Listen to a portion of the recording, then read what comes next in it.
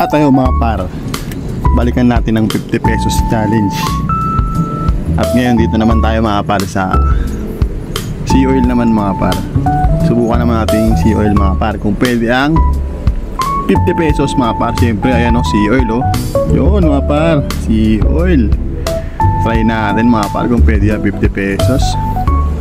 Okay, tanongin natin si bossing. Pwede 50 pesos bossing? Yun, pwede. Siyempre pwede rin mga par. Pasok din ang ating 50 pesos budget meal. Sobrang mahal ng gasolina, kailangan magtipid mga par. Ayun at ayun, ito na. Siyempre kinakargaan na tayo dyan mga par. 50 pesos, pasok na pasok yan. Dito yan mga par, sa Sea Oil Congressional mga par. Kaya yung mga budget meal dyan, dito pwede 50 pesos mga par. Kung sa iba kasi mga par, siyempre alam nyo naman diba, minimum of 1 liter, diba? Alam niyan kung papagas kayo kung saan diba? Sa akin naman susubukan ko lang naman, try lang naman.